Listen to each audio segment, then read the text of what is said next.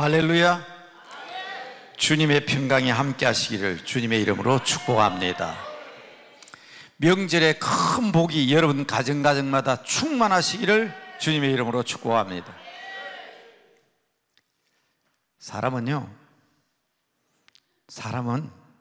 칭찬으로, 격려로 성장합니다. 어린아이가 짜죽짜죽 발자국을 떼기 시작할 때 한 발 뛰고 넘어지고 두 발 뛰고 넘어집니다. 그런데도 엄마 아빠는 어떻게 합니까? 오, 잘한다 잘한다 잘한다 잘한다. 자꾸 넘어져도 또다시 걷고 또다시 걷습니다. 그렇게 하면서 그런 말을 배우는 거예요. 이놈의 자식, 걸음도 못 걸어? 야, 한 걸음 걷고 두 걸음 걷고 넘어지면 어떡해? 그게 사람이 걷는다는 게 그밖에 안 돼. 그러면요, 그 아이는 영원히 못 걸을 수도 있습니다. 사람은 칭찬으로, 격려로 성장합니다. 또 말을 배울 때 이제 돌 지나고 아이들이 말하기 시작하면요, 제일 먼저 무슨 말부터 먼저 해요? 엄마부터 먼저 하죠. 맘마, 엄마. 그러면 엄마는 거짓말쟁이가 됐죠. 우리 애는 못하는 말이 없다고 거짓말쟁이가 됩니다. 그래서 자꾸 맘마, 엄마 그러다가 나중에는 아빠야, 아빠, 파파 자꾸 그러면서 말을 배우는 거예요. 말을 하려고 하면 하든지 말면 말든지 왜 엄마밖에 몰라? 아빠는 안 보여? 자라는 아이한테 아빠는 안 하고 엄마만 그런다고 하면 꾸중 한번 해보세요. 그 아이가 말할 엄두라도 내겠습니까?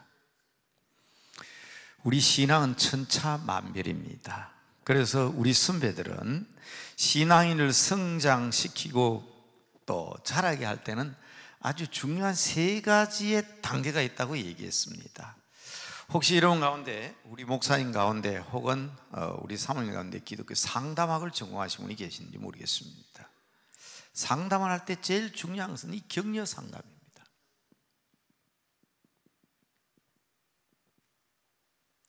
모의를 피하는 어떤 사람들의 습관과 같이 하지 말고 더욱더 격려하고 더욱더 그들에게 칭찬하고 그러면서 그들의 신앙을 북돋워 주는 게 이게 격려 상담입니다. 참 신비합니다. 어른이라도 그렇습니다. 어른이라도 그렇습니다. 저는 아주 20대 초반에부터 고등학교 선생으로 사회생활을 시작했습니다. 1976년에 부산에 있는 경남여자상업고등학교 국어선생으로 시작했습니다. 1976년에 여고생이라면 이제 벌써 60대 중반입니다. 저보다 더 나이가 많은 것처럼 보이죠? 네, 아까 어떤 분이 만나서 그랬습니다. 목사님 강단에 서 계실 때 보니까 아주 젊은 분으로 보였는데 가까이서 보니까 좀 얼굴에 나이표가 난다고. 이게 제가 고등학교 선생 때 제 제자들이 60대 중반이니까 제가 그래도 60대 중반은 넘었겠죠. 80은 아닙니다.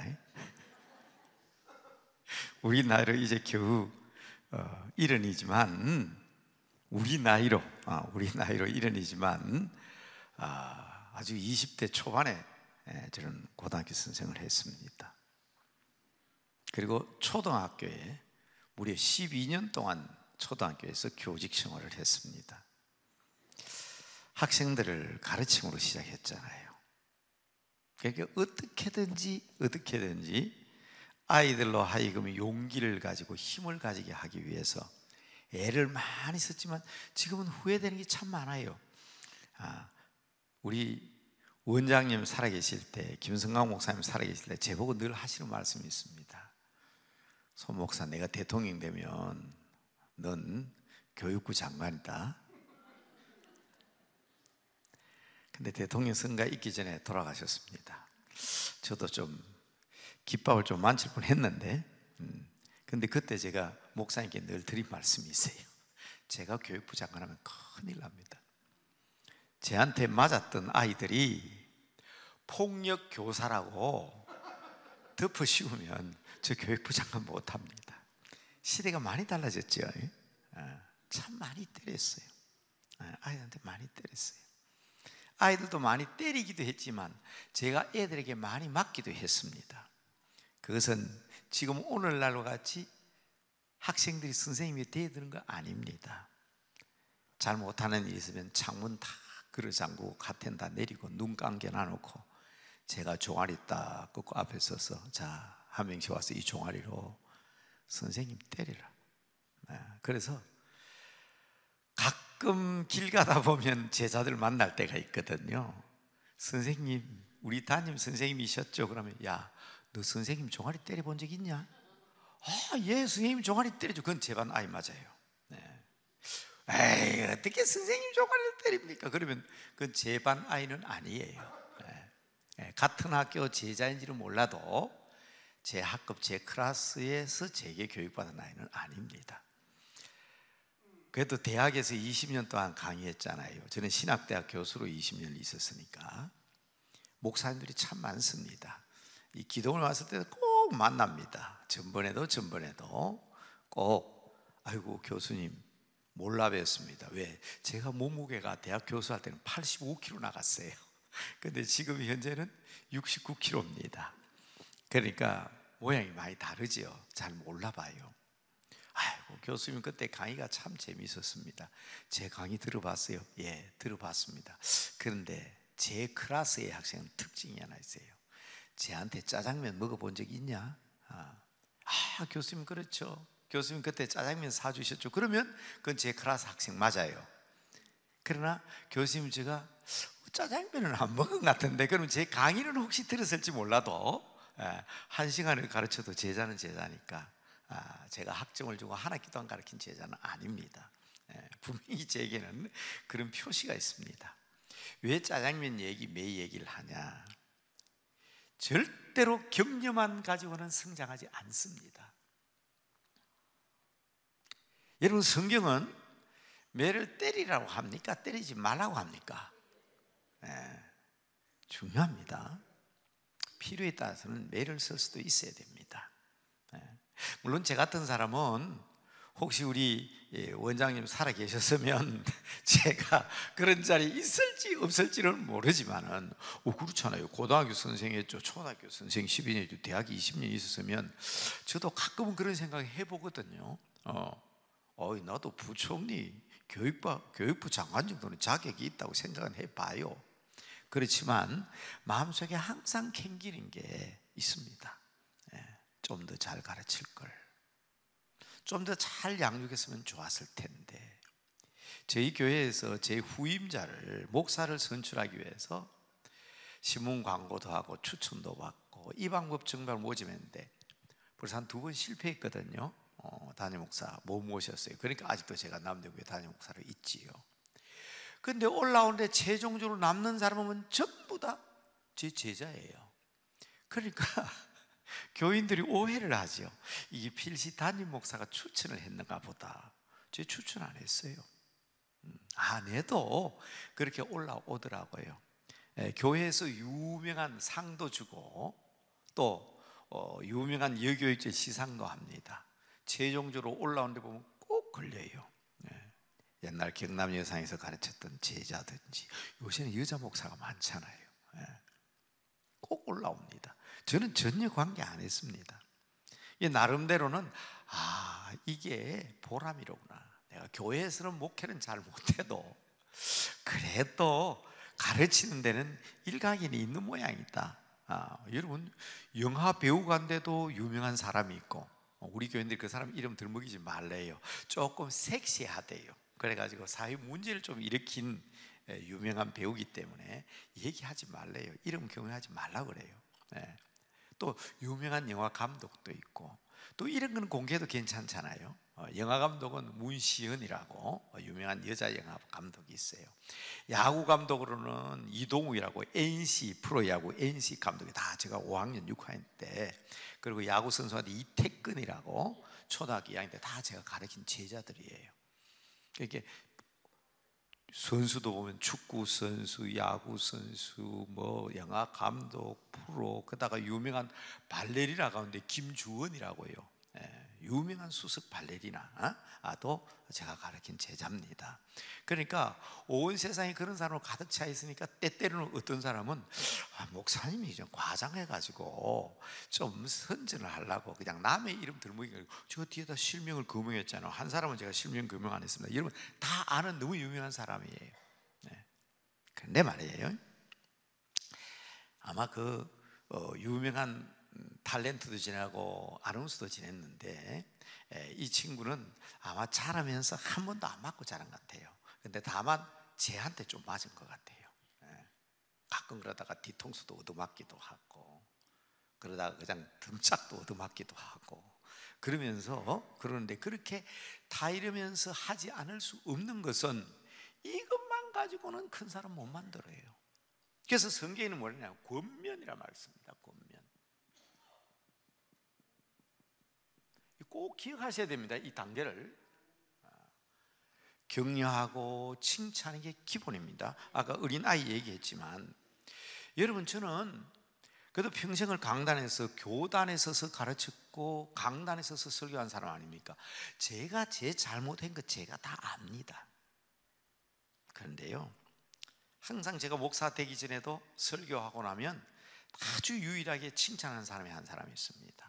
내가 알아요. 오늘 죽 쉬었구나, 완전히 떡 쳤다. 그런데도 다 정상하게, 오늘 설교 참 은혜 받았습니다. 내가 설교 드린 중에 최고의 설교였습니다. 그러면요, 얼마나 힘이 나는지 몰라요. 그래서 저는 오늘 저를 설교하는 사람으로 키운 사람은 제 동역자죠. 저하고 같이 자는 사람, 같이 사는 사람. 그래서 이런 부부는 참 소중합니다. 그런데 말입니다, 오늘은 제가 늦게 왔잖아요. 11시에 허겁지겁 11시까지 와야 되는데 11시 10분, 우리 목사님 얘기 들으니까 11시 20분에 도착했대요. 20분에 지각했잖아요. 그래서 제가 설교를 뭘 했는지 모르겠어요. 그냥 나열하고 오전 내내 그냥 떠들다가 말았다 싶은데, 아까 엘리베이터에서 누가 계시죠? 목사님 어떻게 그렇게 쉽게 설교하십니까? 아닙니다, 오늘 설교가 참 조리 있고 쉬웠습니다 하니까, 오후 시간 되니까 더 잘해야지, 그런 생각 들잖아요. 그리고 제가 사실은 명절이고 그래서 평소보다 더 적게 오실 줄 알았습니다. 전번에도 보니까 한 200명 정도, 150명 정도 오셨더라고요.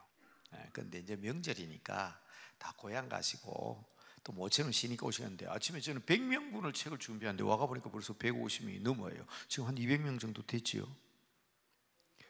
그러니까 여러분 미안합니다. 괜히 책을 들고 와가지고 어떤 사람은 받고 어떤 사람은 못 받고 기분 좋게 해드리려고 그러다가 속상해서 정말 죄송합니다. 여러분 다음에 기회 있으면, 저는 아직까지 책 만들어가지고 팔아본 적이 한 번도 없습니다. 개인적으로 접촉해서, 목사님 그때 기도원에서 누구는 주고 말이야, 누구는 안 주고 말이야, 그럴 수가 있습니까 하고 따지면 제가 책도 많이 드릴게요.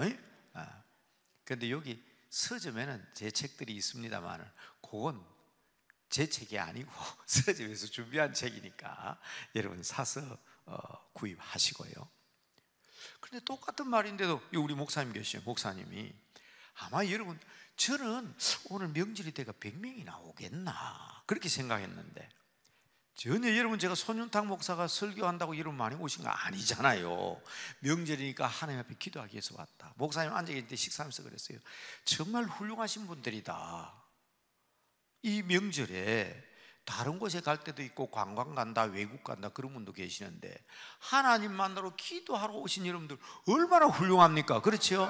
정말 훌륭한 분이다. 하나님께서 응답하실 것이다. 저는 여러분 그렇게 격려하고 칭찬하고 싶어요. 그런데 목사님이 오신다 그러니까 많이 오셨잖아요. 아무리 생각해도 아니야. 제가 유명한 부흥서도 아니고, 저는 오히려 학자로 알려져 있죠. 선교신학을 하는 사람들은 제가 학회 회장을 했기 때문에 학자에는 손윤탁이 알려져 있지만, 여러분 손윤탁 부흥사 하는 소리 들어봤습니까? 한 번도 안 들어봤을 거예요. 그런데 목사님이 그렇게 팍 띄워주니까, 이야, 나 강남 금식기도원에 올 때마다 기도 열심히 해서 더 잘해야 되겠다. 뭐 때문에? 칭찬받았거든. 여러분 칭찬합니다. 더 자주 오시고 더 많이 오시기 바랍니다. 그런데 권면은 뭡니까? 왔지만 은혜 받고 돌아가는 여러분 되시기 바랍니다. 권면이라는 것은 잘못된 것은 잘못됐다, 그리고 이 길은 이렇게 가야 된다, 가르치는 것입니다. 가르치지 않으면 안 됩니다. 어린아이 때부터 누구나 다 잘 아는 사람이 어디에 있습니까? 저는 처음 교회, 청년 시절에 교회 나왔을 때 옷이라 해봐야 학교 교복하고 추리닝 한 벌밖에 없었습니다.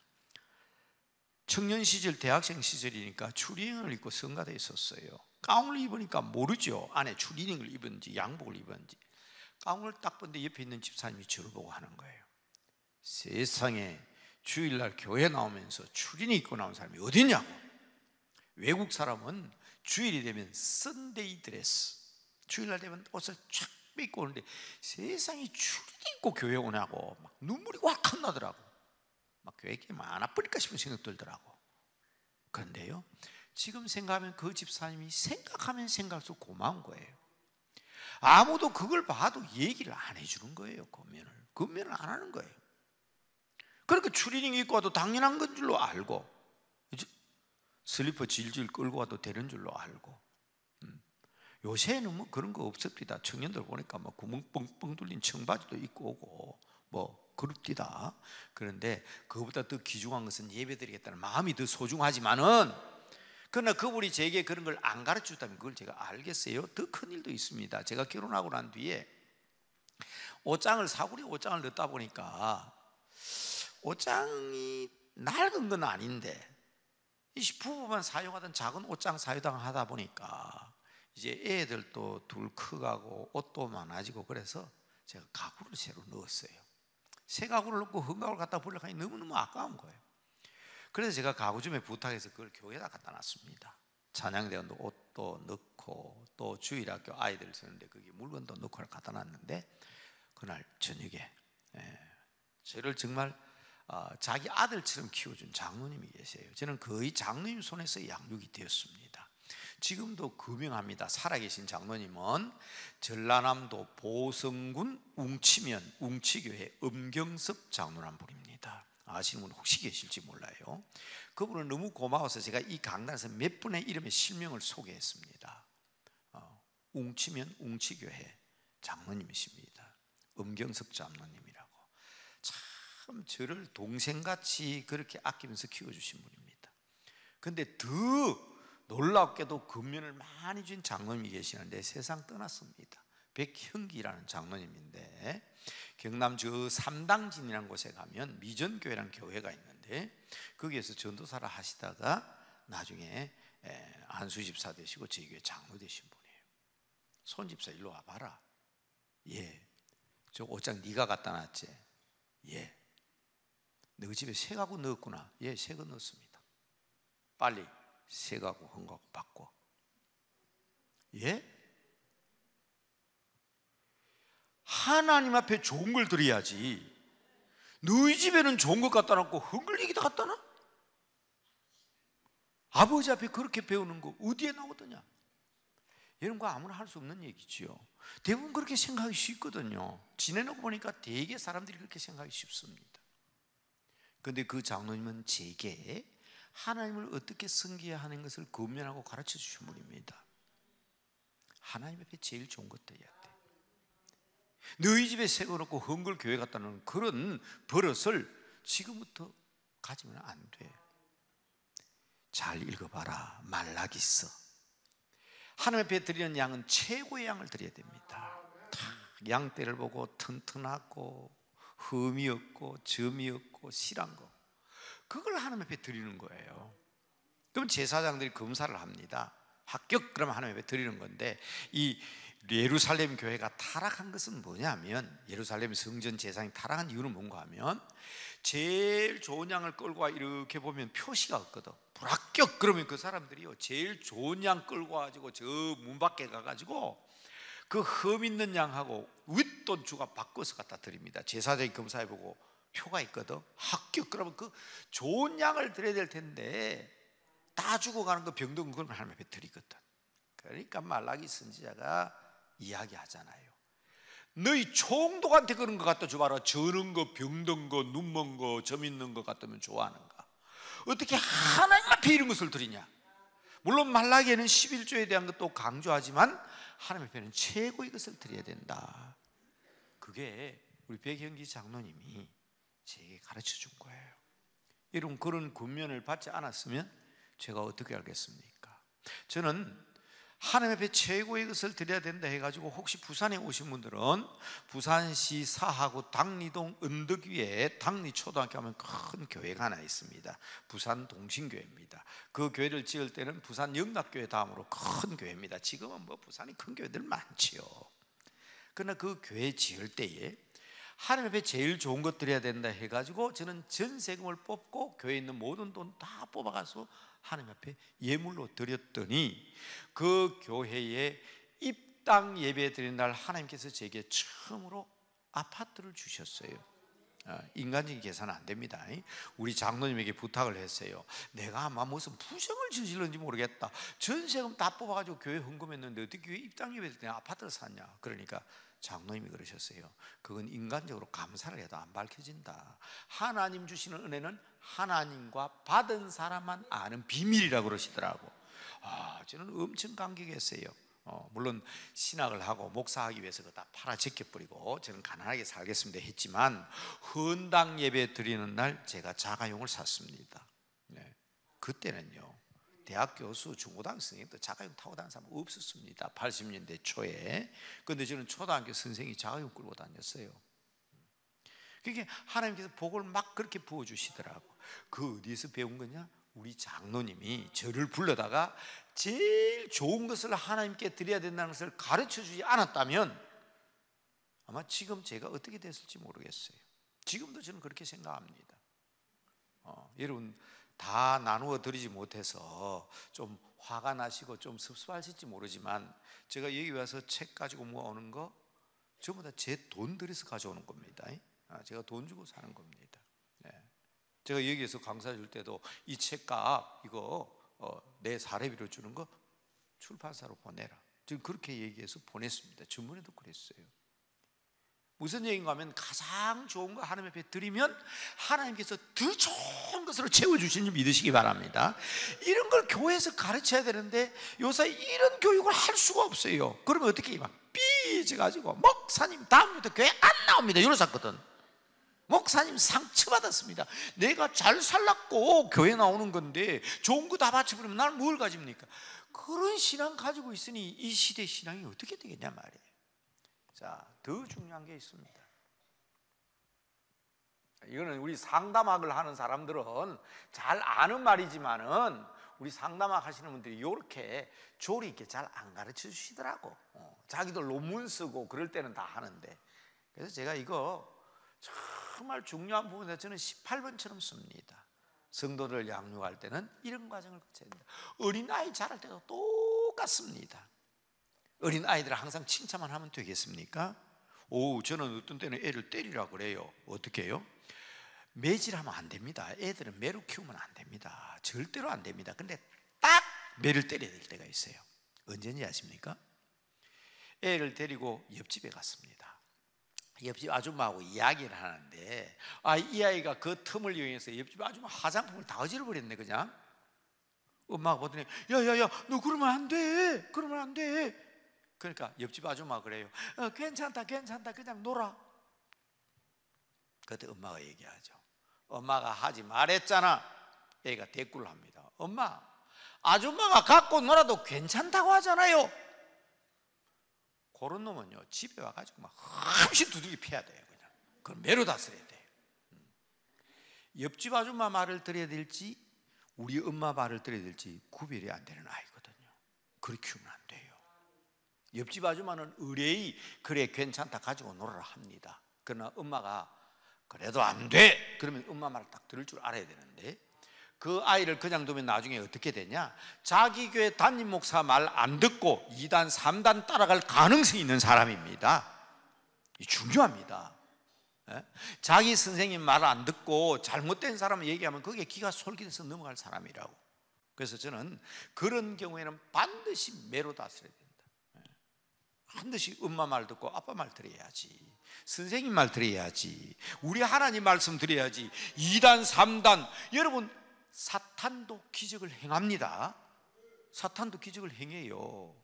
어떻게든지 하나님 자리를 노리고 하나님 앞에 영광 돌리는 것을 가르치려고 하는 사탄이 무슨 짓을 못하겠어요? 그게 분별이 안 되면 큰일이잖아요. 그러기 위해서는 권면도 똑바로 해야 되면 이 교화 상담이 바로 돼야 됩니다. 교화 상담, 이것을 전문적인 목사님들의 말로는 제자 훈련이라 그러고요.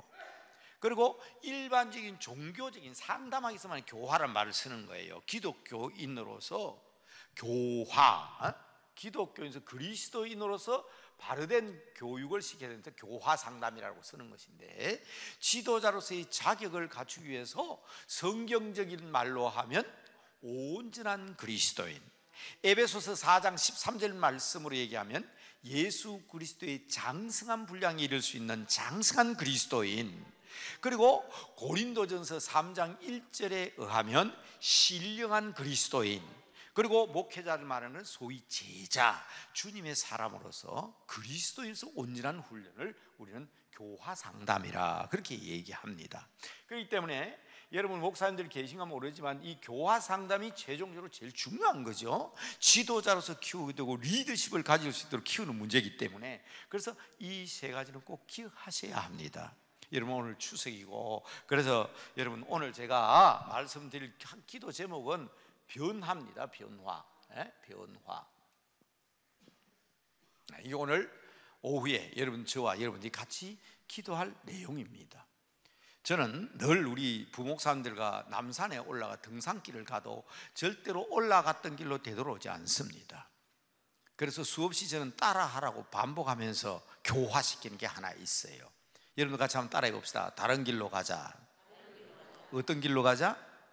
다른 길로 가자.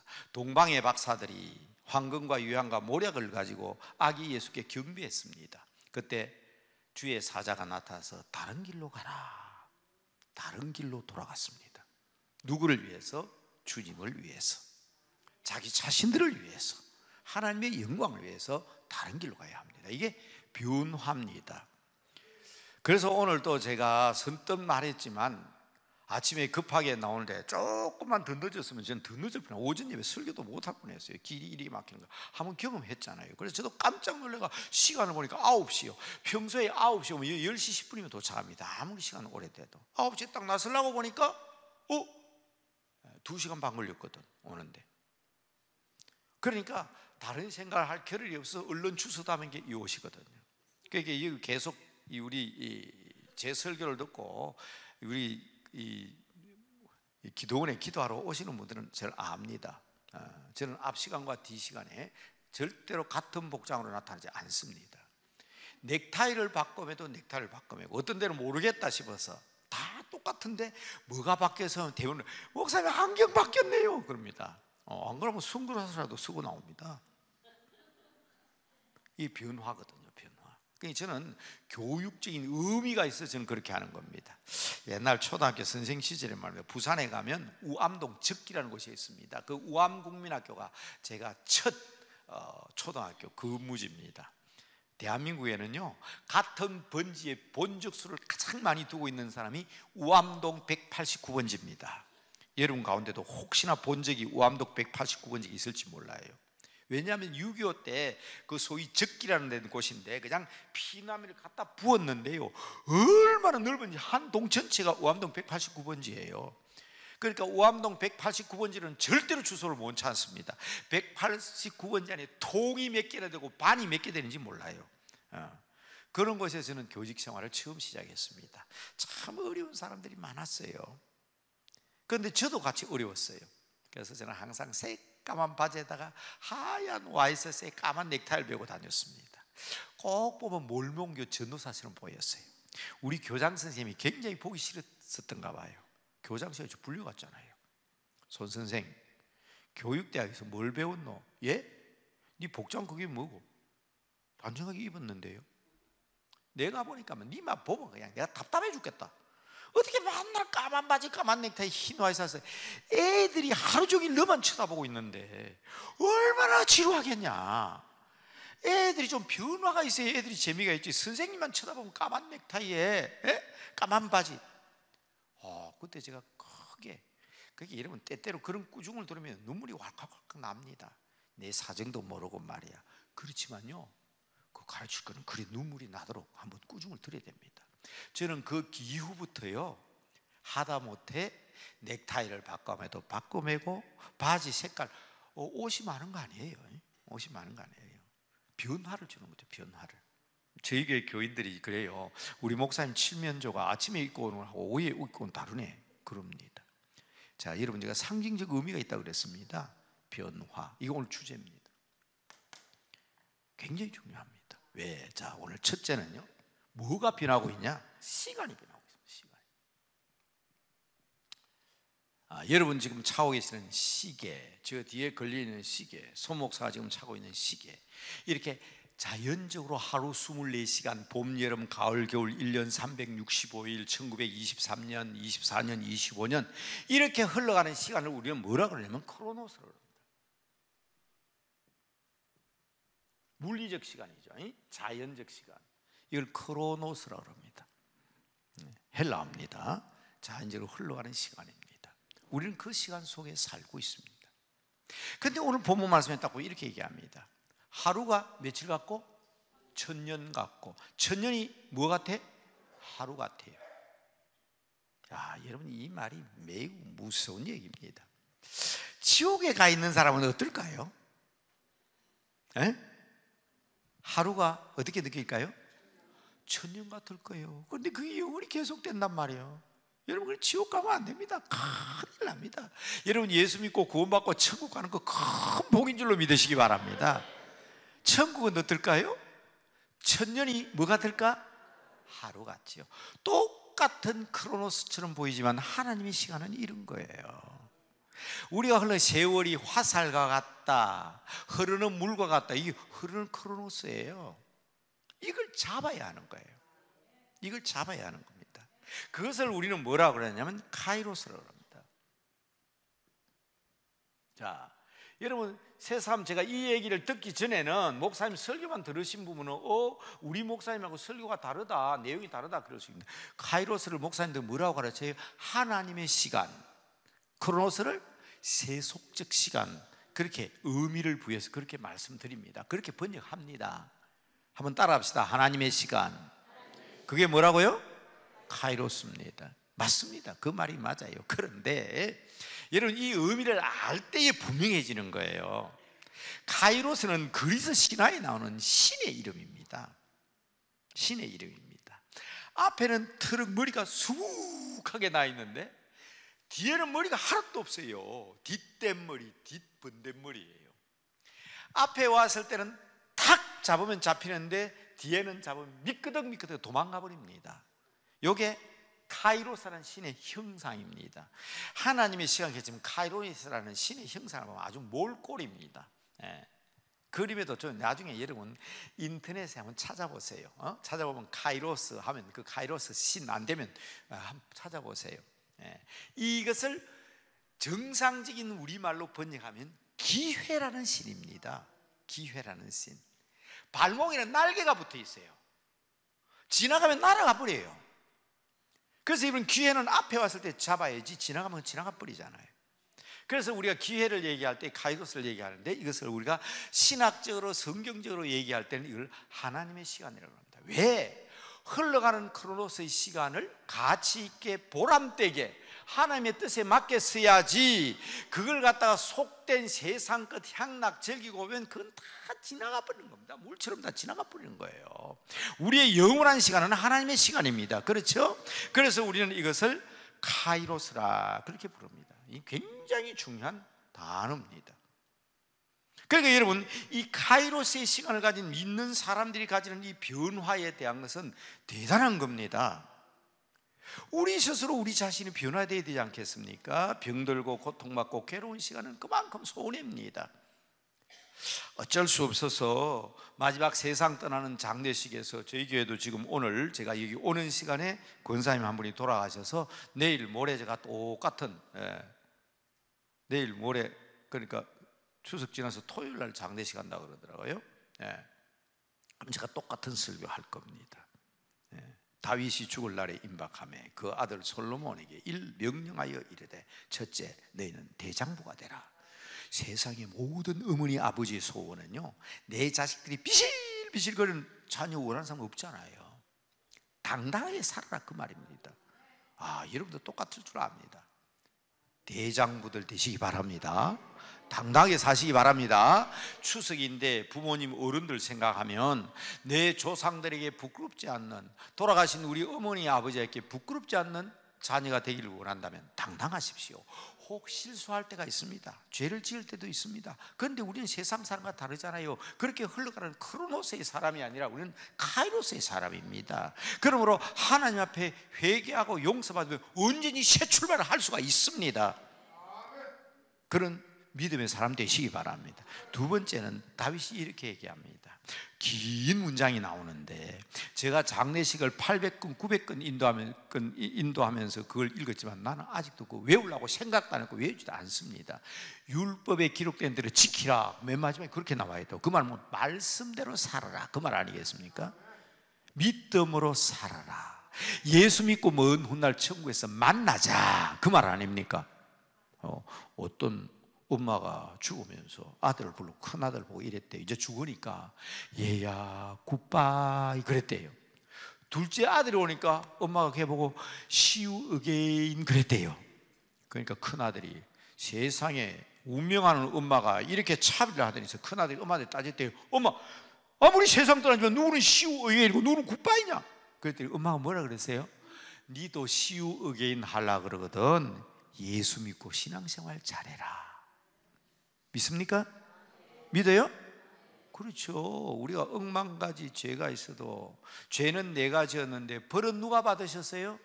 예수님 받으셨어요. 그 간단한 진리를, 이 간단한 비밀의 복음을 우리가 어떻게 입 다물고 있어요? 다시 만나야 되잖아요.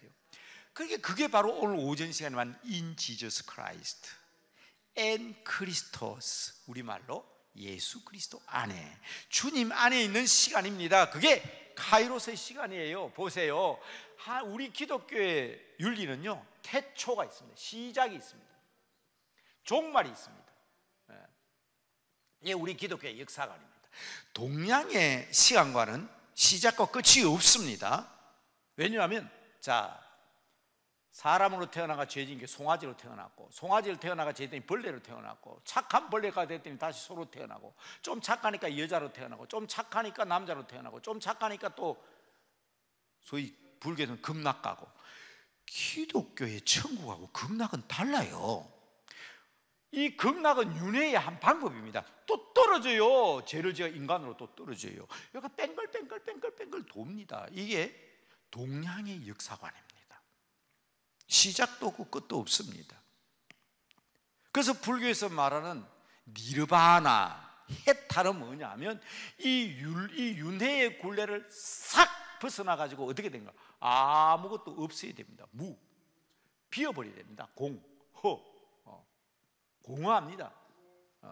허무하고 공허하고 비어있는 겁니다. 이름도 없고 내 자신도 없고 가족도 없고 아무것도 없는 상태, 이것을 불교에서 해탈이라고 그러는 거예요. 그러니까 동양의 역사관은 이건 아무것도 없으니까. 그래서 전도서에 보면 나오잖아요. 헛되고 헛되니 헛되고 헛되어서 모든 것이 헛되도다. 그러나 여러분, 전도서를 그것만 보고 읽으면 안 되죠. 전도서 12장에 보면 너는 젊었을 때에 창조주 하나님을 기억하라. 그 말은 뭔가 하면 이런 공허한 세상 속에 빠지면 안 된다는 거예요. 이게 동양의 윤리입니다. 제가 동양 철학을 한 사람이고 여기서도 제가 불교에 대해서 강의한 적이 있습니다. 불교 철학, 회교 철학, 유교 철학, 할 말 많지요. 이것도 보따리 펴나누면 또 밑도 끝도 없습니다. 유교도 엄청 진화합니다. 천재들이 자꾸 나오잖아요. 천재들이. 종교는 천재들이 만든 거예요. 공자의 유교는 효입니다. 예입니다. 그러나 맹자의 유교는 그거 아닙니다. 심성론이에요. 인의 예지. 그래서 서울의 동대문은 흥인지문, 서대문은 돈의 문. 남대문은 숭례예, 북대문은 홍지문 인의예지 그렇게 돼 있잖아요. 예지신. 그 맹자의 윤리예요. 그런데 우리 조선시대에 있던 윤리는 공자의 윤리, 맹자의 윤리보다는 주자학입니다. 이기론, 이와 기를 얘기합니다. 유교는 이렇게 천재들이 나오면서 자꾸 진보합니다. 불교도요, 얼마나 많이 진화인지 모릅니다. 본래 불교를 근본불교라 그러는데 석가모니가 죽고 난 뒤를 원시불교, 한 100년 동안 원시불교라고 합니다. 그러다 이 부파불교가 되고, 그 다음 거기 남반불교가 되고, 저 중국에 와가지고 경교라는 기독교 영향을 받아가지고, 교회의 영향을 받았다 이 말이에요. 기독교 영향을 받아가지고 우리 한국, 중국, 베트남, 몽골, 일본은 대성불교. 이게 뭔가 하면 타불, 아미타불. 누구든지 주의 이름을 부른 자는 구원 얻는 것처럼 아미타불이라는 염력, 염부라는 힘으로 구원받는 게 이 북방에 있는 대성불교입니다. 진화했잖아요. 자꾸 새로운 지식이 나오니까 또 달라지고 그러잖아요. 기독교는 안 달라집니다. 기독교는 종교, 사람이 만든 종교가 아니라 하나님께서 만드신 거예요. 그러니까 인간이 아무리 과학이 발달하고 우주가 발달하고, 오늘 아침에 제가 뭐 그런 말씀 드렸죠. 최고의 가장 과학하면 요새 빅뱅 이론이 최고의 이론이다. 여러분 그 인터넷에 한번 찾아보세요. 이게 빅뱅 이론이 뭔지. 그 다음에 양자 물리학 하는 겁니다. 양자 물리학. 이게 지금 뭐 엄청 그냥 이 양자 물리학이요, 양자 역학이라 그러죠. 엄청나게 초현대 과학으로서 양자 역학을 얘기합니다. 눈에 보이지 않지만은 힘을 발휘해. 아침에 제가 뭐라 그랬어요? 시베리아 벌판에서 엄마 토끼에 바늘을 찔렀더니 저 남쪽 남극해 있는 잠수함 속에 있는 애기 토끼가 팔짝 뛰더라는 거예요. 이 무슨 힘이냐? 근데 이거요, 성경 빼버리면 설명이 안 돼요. 할 방법이 없어요. 그 다음에 나오는 게 뭐죠? 분자생물학. 이게 아주 첨단 과학입니다. 그러면서 이게 AI 이론이 나오죠. 인공지능 이론이 나옵니다. 이게 전부 다요, 성경적 배경이 없으면 설명이 안 되는 거예요. 설명이 안 되는 겁니다. 뭐 RNA, DNA 해석하고 분자생물은 그런 거예요. 이 양자역학, 양자물리학은 빅뱅 이론은 폭발됐다. 이 우주는 우연히 어느 날 팍 폭발해가지고 그냥 우주가 생겼다고 얘기하는 게 빅뱅 이론인데, 이거 하나하나 따지고 보면 기독교의 성경적 진리가 안 들어가면 안 되거든. 모든 게 하나님 만드셨기 때문에 그렇습니다. 이게 뭐 어떤 방법으로 벗어날 길이 없어요. 그러니까 우리 기독교는 새로워지고 변화되는 방법은요, 천재들이 와가지고 과학을 말하고 지식을 얘기해서 변화되는 게 아니라, 한번 따라합시다. 성경으로 돌아가자. 그렇잖아요. 지구상에서 가장 캐캐묻고 가장 오래된 성경책, 그 성경으로 돌아가야 새 사람이 됩니다. 왜? 이건 하나님이 만드시기 때문에 그런 거예요. 천재 아니라 뭐 우주적인 만재가 나와도요, 만재가 나와도 기독교는 세상적인 방법으로, 크로노스의 방법으로 변화되는 게 아닙니다. 절대적인 주어진 기회 속에서 하나님의 은혜를 바로 깨달을 때, 천년이 하루 같고 하루가 천년 같은 하나님의 시간 속에 있을 때 우리가 변화될 수 있다는 사실을 확실하게 믿으시기 바랍니다. 이게 우리 잊으면 안 돼요. 자, 이제 두 번째 이야기입니다. 두 번째, 하나님의 소원을, 이거 얘기하고 가야 되네. 이거요. 우리 기독교는 시작이 있고 끝이 있다 그랬는데, 자, 한 역사의 한 중간에 예수님이 오시잖아요. 그런데요, 우리가 알아야 될 것은 여위에서 굽어보는 하나님, 이게 하나님의 시간입니다. 우리가 볼 때는 이게 천년, 이천년, 만년, 이만년처럼 보이지만 하나님은 다 순간이에요. 이게 하나님의 시간입니다. 이게 하나님의 시간입니다. 하나님의 시간 속에 승리하는 여러분들 되시길 바랍니다. 이 어거스틴, 성 어거스틴이라는 사람이 이 하나님의 시간, 이 오늘 본문 말씀을 보고, 우와, 하나님의 시간은 인간의 머리 위에 재 속에 있는 게 아니라 카이로스의 하나님은, 우주적인 하나님은, 우리 인생은 순간과 같지만은 하나님은 그때그때마다 필요한 은혜와 능력을 주신다는 겁니다. 그 말씀을 믿으시기 바랍니다. 그러면서 오늘 이제 두 번째 얘기는 하나님의 소원을 얘기하고 있잖아요. 하나님의 소원. 이런 시간 속에서 하나님은 기다리신다. 내 기도를 들으시지 못하는 것이 아니고, 나를 사랑하지 못하시는 것이 아니고, 하나님은 그 가운데에서 우리를 기다리십니다. 바로 주제입니다. 변화된 삶을 기다리면서 우리에게 회개의 때, 우리의 죄를 스스로 회개하고 믿음으로 새 사람이 될 때까지 하나님은 우리를 기다리고 계시는 겁니다. 그래서 성경에서 가장 중요하게 많이 다루는 것이 오전에도 얘기했지만 인내라는 겁니다. 인내, 기다리심. 그래서 제가 기독교는 인내의 종교라고 말씀드렸지요. 기독교는 인내의 종교입니다. 누구든지 주의 이름을 부르는 자는 구원을 얻습니다.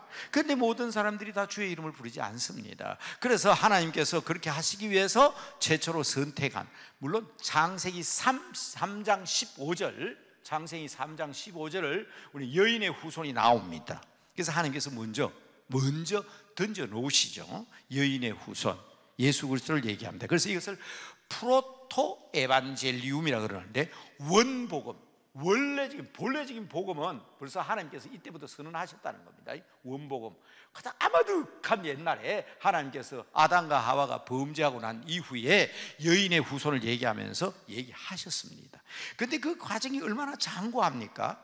보세요. 바벨탑 사건으로 모든 인간을 이 세상에 다 흩어버렸습니다. 하나님이 요것들 이제 끝났다, 내한테 도저히 못하겠구나 하고 손 털어버린 게 아니라 그 세상 2만여 민족과 종족으로 흩어버리고, 우리는 그 종족 가운데 뭡니까?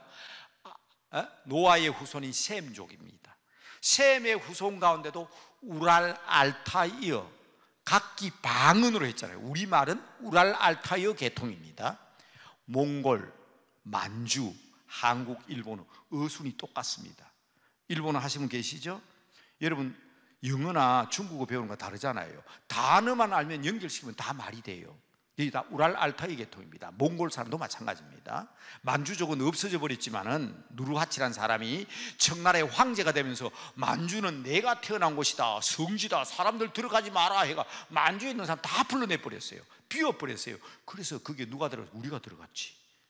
그래서 그 만주벌판의 일제시대 때 청나라가 망하면서 만주를 우리 조선 사람들이 다 차지한 거예요. 그런데 그게 바로 뭔가 하면 우랄 알타이어 계통입니다. 이게 전 세계 언어로 다 흩어버린 거예요. 그러면 끝났냐? 안 끝났더라 이 말이에요. 누구를 부릅니까? 아브라함을 딱 부르잖아요. 그래서 아브라함의 후손으로 말미암아 온 천하 만민이 복을 받게 만든 겁니다. 그래서 구약 성경을 보면, 야 이것 봐라, 이스라엘 보니까 야 얘 진짜 살아계신 하나님이다. 야 우리가 나무 밑에 가 하나님 도와주세요 해가지고 안 도와줘도, 나무 밑에 가 빌어도 나무가 주는 거 없어요. 땅 파면 물 나오고 산에 가면 나무 뿌리가 있어서 우리는 그런 거 없습니다.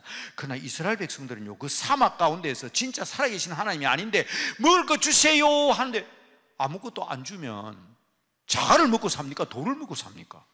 하나님이 응답하시잖아요. 그래서 이야 이스라엘 백성은 진짜 하나님이다. 하나님을 온 세상 사람들에게 보여주십니다. 하나님은 길이 참으시면서 이스라엘 민족을 통해서 온 세계 천하 만민에게 복음을 깨닫게 하기 위해서 기다리시면서 우리에게 말씀하신 거예요. 우리는 지금 그 말씀을 믿고 사는 사람들입니다.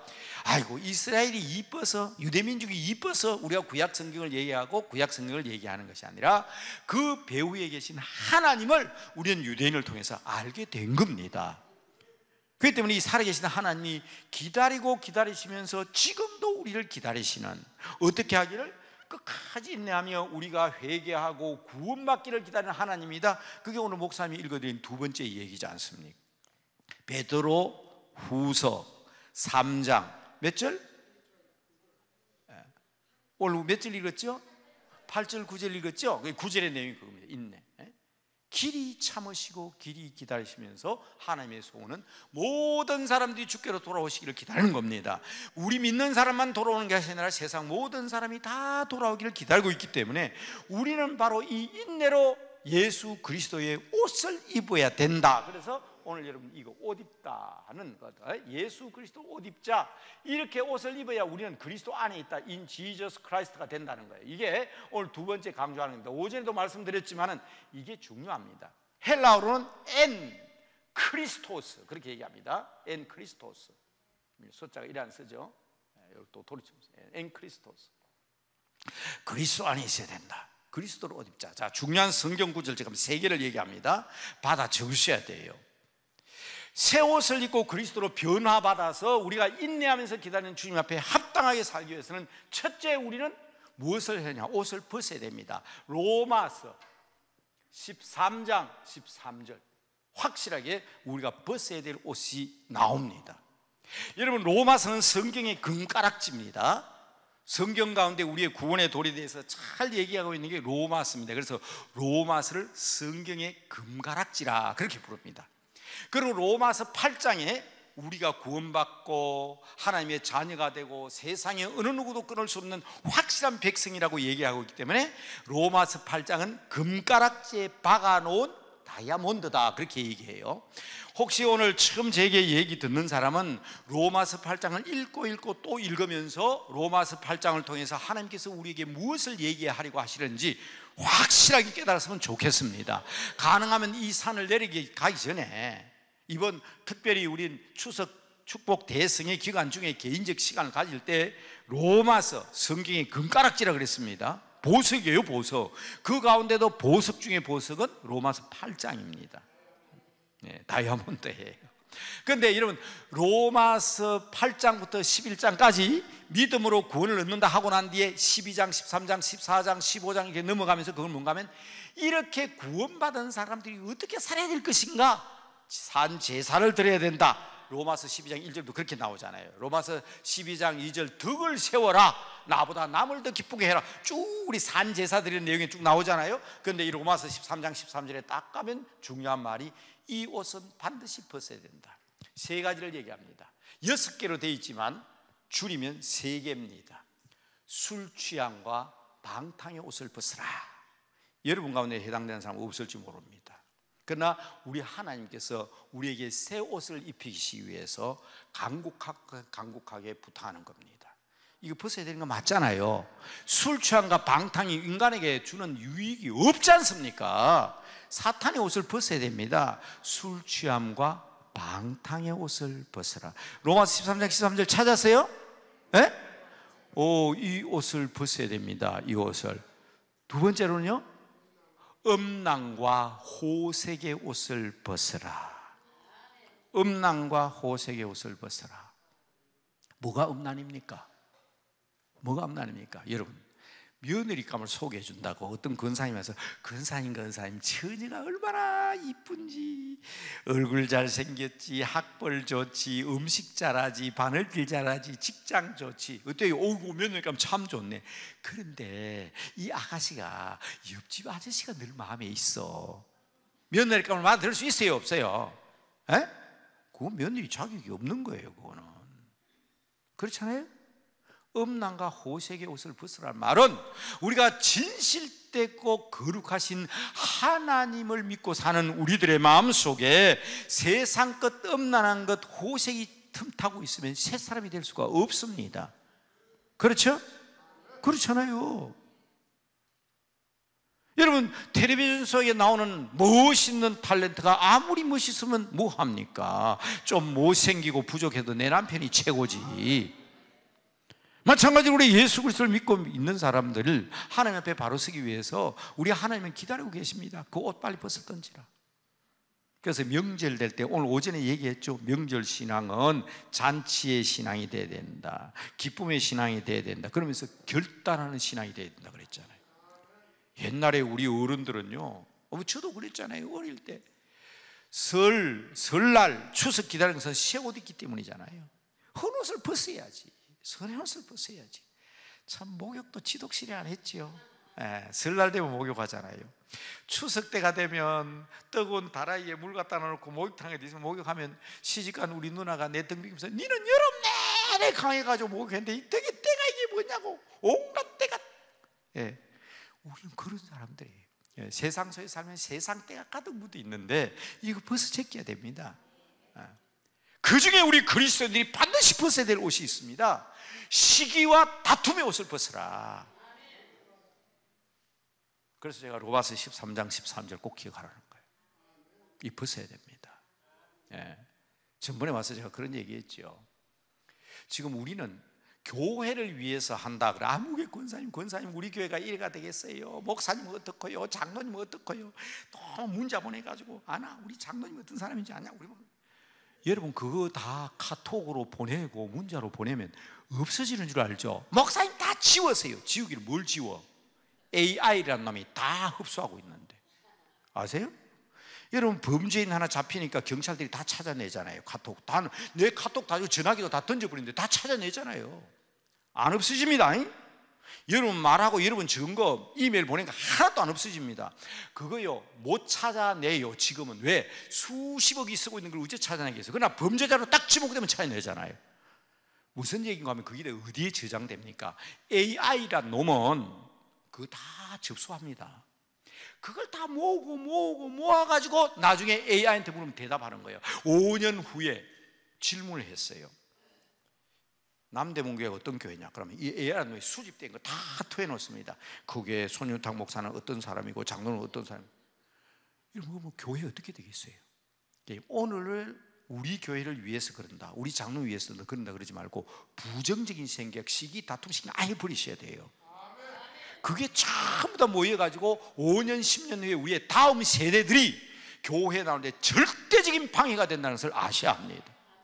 지금 삼성이나 애플 사이에서 개발을 하고 있어요. 지금 여러분 스마트폰 가지고 다니죠? 스마트폰 그건 아무것도 아니에요. 안경 개발하고 있습니다. 안경을 딱 쓰고 말입니다. 강남 금식교원 딱 이렇게 쳐다보면 안경이 나옵니다. 강남 금식교원 초대 원장은 최자실 목사님 그 아들 김성광 쫙 나온다고. 그때 손윤탁 목사가 어떤 쫙 나온다고. 이게 두려운 거 아니에요? 이거 누가 다 수집해? 누가 가르쳐줬어요? 안 가르쳐도 여러분 인터넷으로 주고받은 거 전부 다 AI가 다 수집하고 있다는 걸 제발 좀 알아달라. 그게 제 부탁입니다. 다 그냥 이불 속에서 얘기한 거 지붕 속에 외치는 것처럼 외쳐봐야 된다.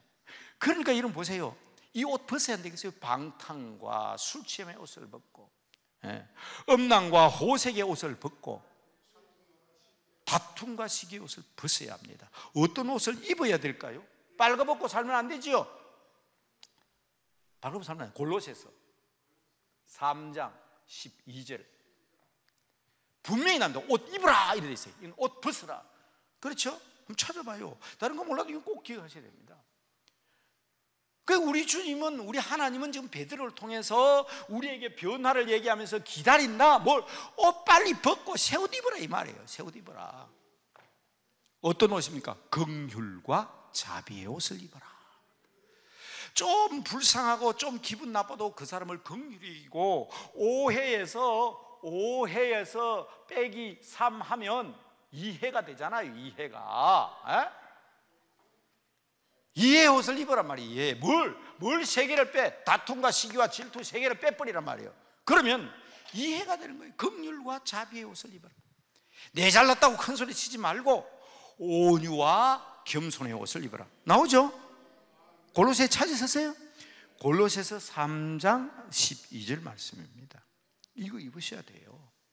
이 옷을 입어야 돼요. 그래서 상징적으로 제가 새 옷을 입고 나왔다 그랬잖아요.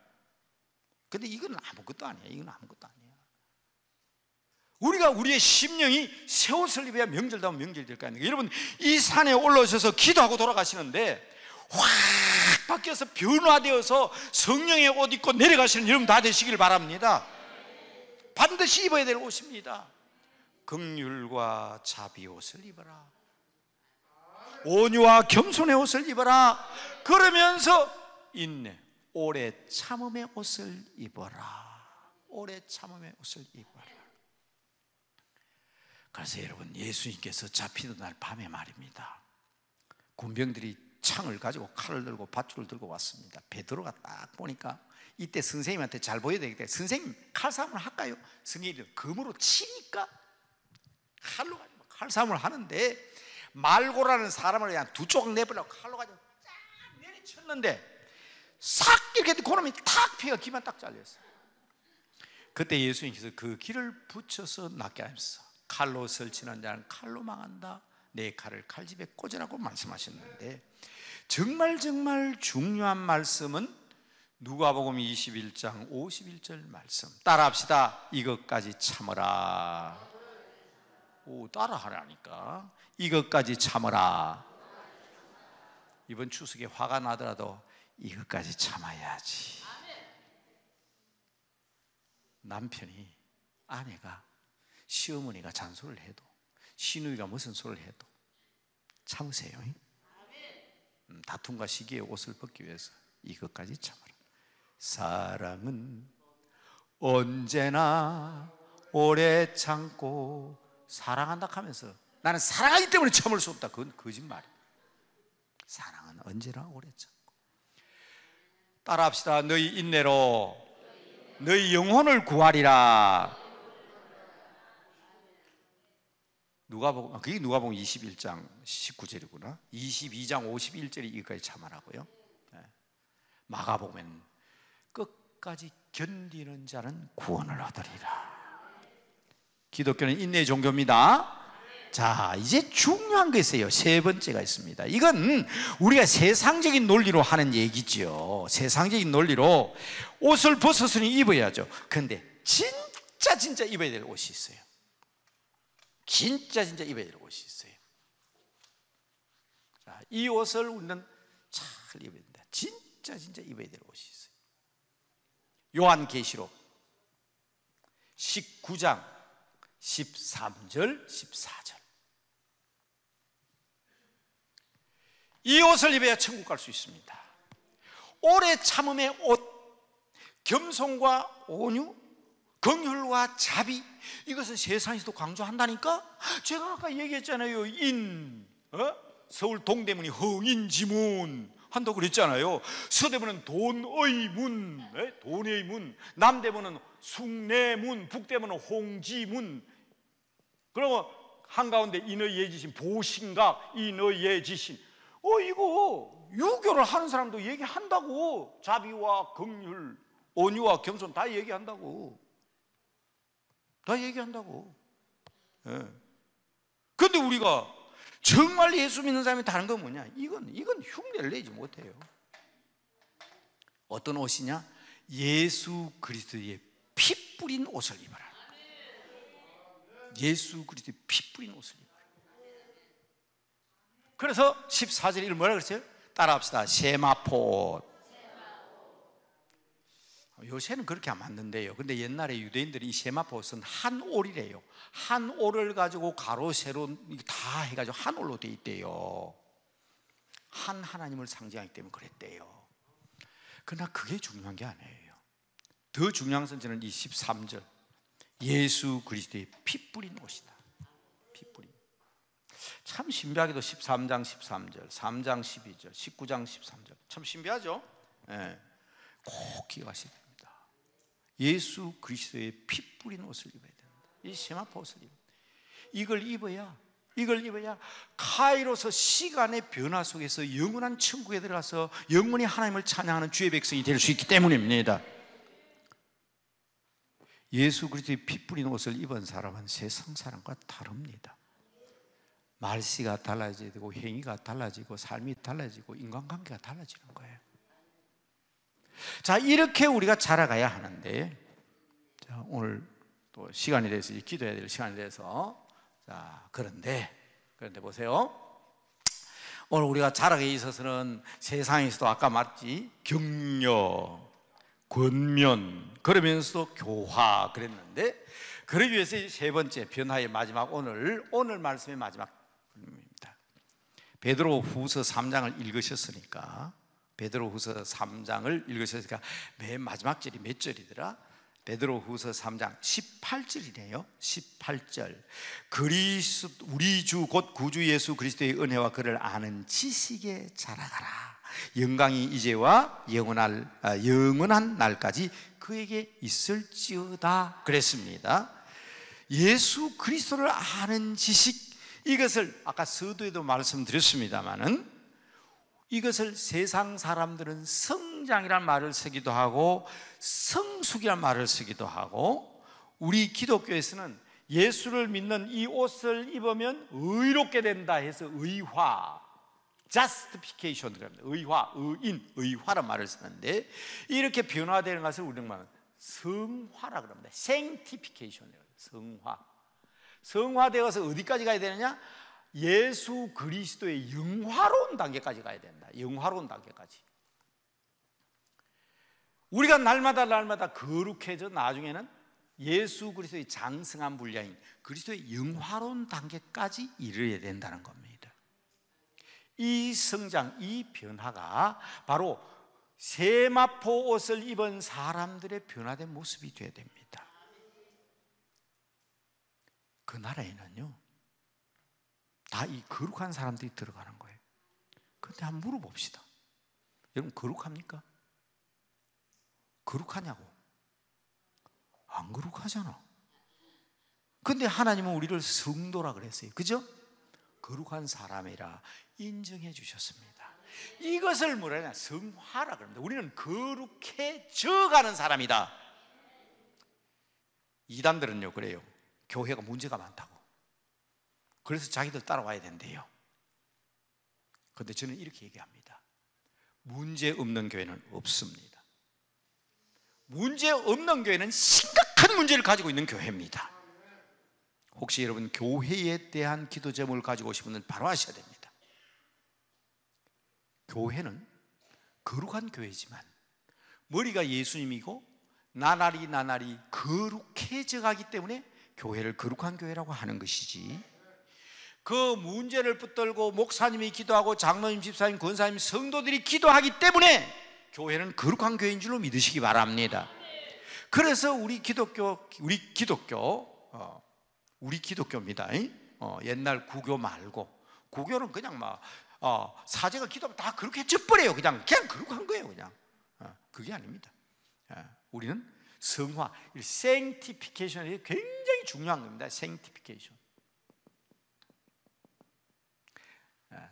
글로리피케이션, 미안합니다.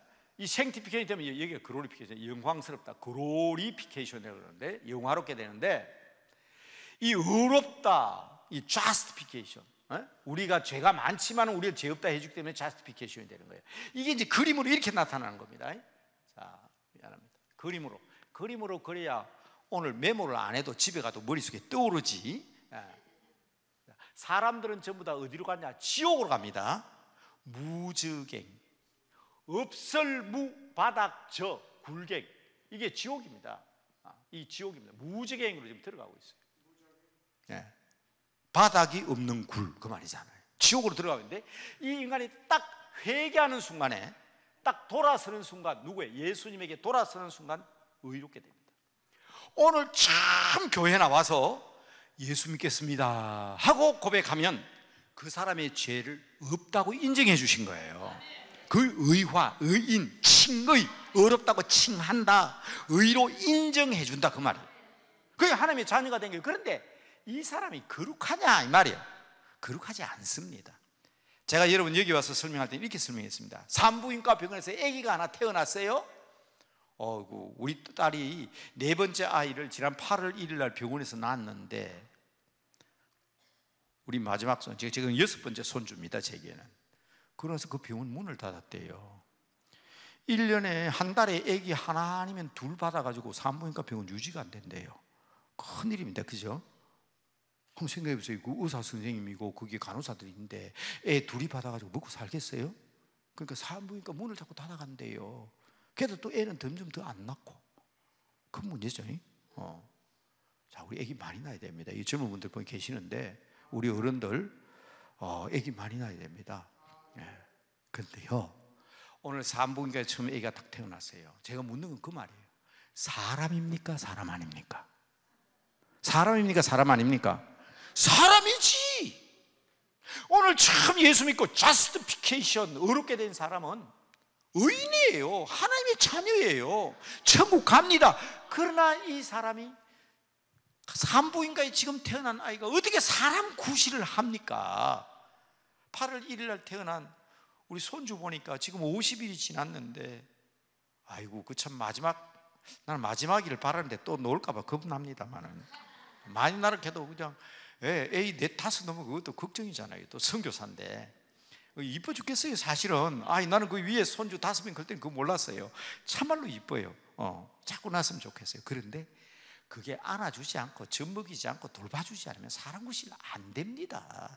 그게 바로 오늘 우리들의 모습이라는 걸 알아야 돼요. 우리들의 모습, 예수님 닮은, 이게 중요한 겁니다. 그래서 세 번째, 변화라는 것은 이렇게 변화되어 가야 되는데 맨날 어린아이 노릇만 하고 있어요. 바울이 참 안타까운 게 고린도전서 3장 1절에 야 너희들은 아직도 어떻게 어린아이냐, 육에 속한 아이냐. 바울파다 베드로파다 예수파다 그냥 팝을, 어린아이들은 팝을 좋아하거든. 네 편인가 내 편인가 편가르기 좋아해. 지금 여러분 우리나라 정부나 지도자들, 사회지도부 전부 다 늘마다 어린아이처럼 맨날 네 편 내 편 가리고 있어요. 답답해 죽겠어요. 어른이 없어. 어른이 전부 다 애들이야. 이거 우리 위해서 기도해야 됩니다. 여러분들 이제는 우리가 일어서야 될 때입니다. 이제 우리가 일어서야 돼요. 뭐예요 저게? 무게 애들도 한 게. 사도 바울이 고린도전서 얘기하는 것처럼 바울파다 게바파다 무슨 파다 무슨 아볼로파다, 그 어린아이들이 하는 짓이지. 그렇다고 해서 그 사람들 사람 아닙니까? 사람이지. 그게 예수쟁이들 없습니까? 예수쟁이 투성이에요 사실 보면. 야당에는 예전에 예수의 투성이라고. 아직도 여기서 헤매고 있는 사람들이 어떻게 지도자 역할을 하냐고. 그래서 변화는 이 세 번째 변화, 거룩해져 가야지. 주님을 닮아가야지. 어디에서? 에베소서 4장 13절에 예수 그리스도의 장성한 분량, 신령한 그리스도로 변화되어야 되는 줄로 믿으시기 바랍니다. 이게 오늘 우리의 기도 제목이 되어야 된다는 거예요. 믿음의 어른들이 되어야 되는 거예요. 그런 거 생각하면 저는 돌아가셨지만 우리 김성강 목사님 대통령 나온다 해서 아이고 목사님, 제가 2번 3번 그랬더니 우리 목사님이 그런 얘기 하지 말라고 그러시더라고요. 우리 김 목사님도 고집이 있잖아요. 자꾸 손 목사님 그러면 제가 특별한 사랑을 많이 받았잖아요.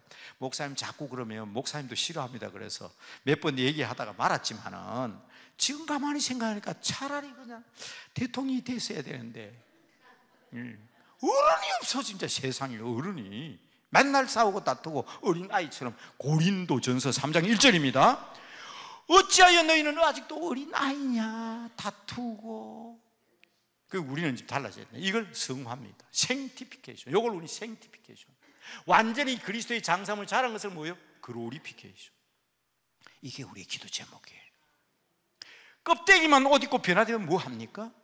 하나님께서 주시는 시간 속에 사는 우리 시간의 변화를 체험하고 그 가운데 우리는 인내하면서 하나님의 기다리심에 따라 거룩한 그리스도의 세마포 옷을 입고 이것은 우리는 날마다 어떻게 해져가야 된다? 성화되어야 된다.